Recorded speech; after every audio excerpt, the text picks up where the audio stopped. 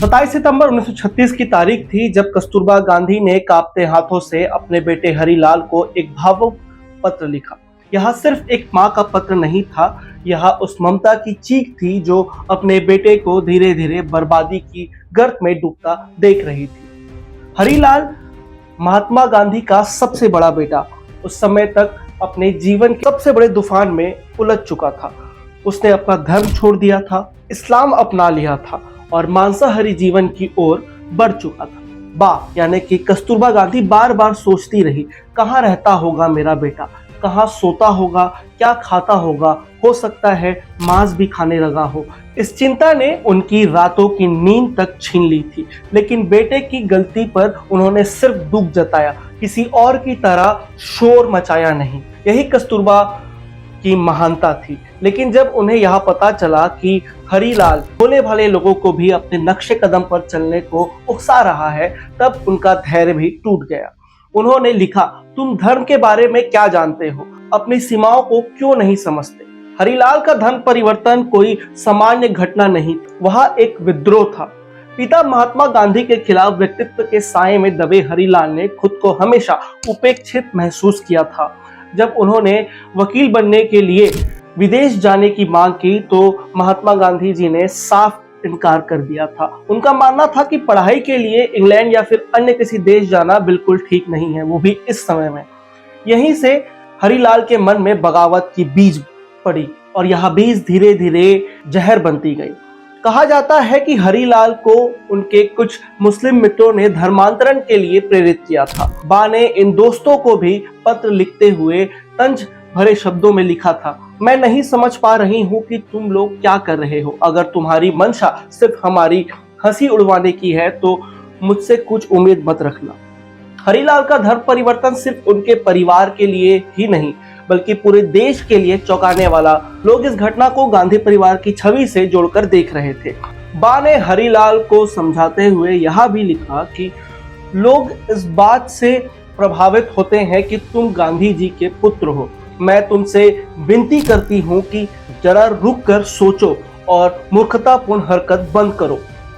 यह एक माँ की आखिरी पुकार थी जो अपने बेटे को वापस सही रास्ते पर लाना चाहती थी। लेकिन हरिलाल का जीवन तब तक कगार पर पहुंच चुका था। इस्लाम कबूल करने के पीछे एक उम्मीद थी कि शायद यह नया धर्म उनके जीवन में नया सवेरा लाएगा, लेकिन हुआ उसके उल्टा। कस्तूरबा गांधी जी ने खुद इस बात को महसूस किया है और पत्र में लिखा है, मेरे बेटे का भला होने के बजाय मैंने पाया कि उसके तथाकथित धर्मांतरण ने मामले को और बिगाड़ दिया है। कहा जाता है कि धर्म परिवर्तन के बाद कुछ लोगों ने हरिलाल को मौलवी की उपाधि देने की कोशिश की थी। बा ने तीखा सवाल किया, क्या तुम्हारा धर्म मेरे बेटे जैसे व्यक्ति को मौलवी कहने का अनुमति देता है? लेकिन हरिलाल गांधी की यह त्रासदी यही खत्म नहीं हुई थी।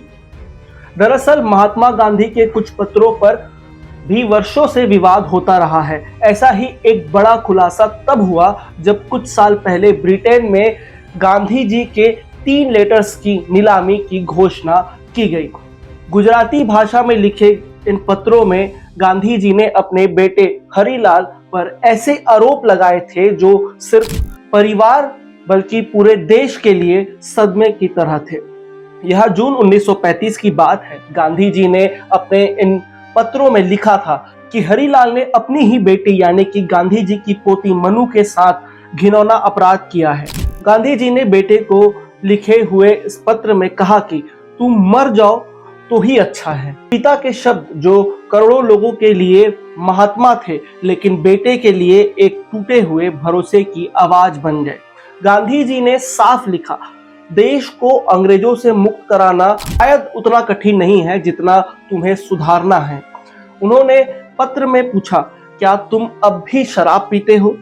मनु तुम्हारे बारे में बहुत खतरनाक बातें बता रही है। वह कहती है कि 8 साल पहले तुमने उसके साथ बलात्कार किया था और वह इस कदर टूट गई थी कि उसे इलाज कराना पड़ा। यह सिर्फ आरोप नहीं थे, यह उस पारिवारिक विघटन की परतें थी जिनके नीचे गांधी परिवार की छवि दरकने लगी थी। यह कहानी सिर्फ धर्म परिवर्तन की नहीं थी, यह उस अंतहीन संघर्ष की दास्तान थी, जहां एक बेटा अपने पिता की परछाई से बाहर निकलने के लिए जूझता रहा और अंत में बिखर गया। हरीलाल की जिंदगी में शराब, गरीबी और बेघरपन ने धीरे धीरे अपना डेरा जमा लिया। उन्होंने बाद में हिंदू धर्म में वापसी की, लेकिन तब तक उनका जीवन लगभग खत्म हो चुका था। गांधी जी ने कभी अपने बेटे पर सार्वजनिक रूप से टिप्पणी नहीं की। वह अपने आदर्शों पर अडिग रहे। उनका व्यक्तित्व इतना विशाल था कि बेटे की गलतियों का बोझ भी उसे डिगा नहीं सका। यही कारण है कि आज भी महात्मा गांधी का नाम आदर और श्रद्धा से लिया जाता है। हरीलाल गांधी की कहानी में माँ बेटे के रिश्ते की बेबसी, सामाजिक दबाव का जहर और पिता की महत्ता की छाया सब कुछ मौजूद है। और उस सब के बीच एक माँ की ममता बार बार बिखरती है। तुम भगवान की नज़र में ठीक नहीं कर रहे हो, लेकिन उस पुकार के पीछे दबी है एक माँ की पीड़ा। तो ये पूरी स्क्रिप्ट थी। हमारा उद्देश्य आप में से किसी भी व्यक्ति को ठेस पहुंचाना नहीं था। गांधी जी एक विशाल व्यक्तित्व है, उनका सम्मान हर कोई करता है। तो आपके लिए यह खबर मैंने लिखी थी। तब तक के लिए नमस्कार। मैं सिद्धार्थ शुक्ला, व्यायाम भारत।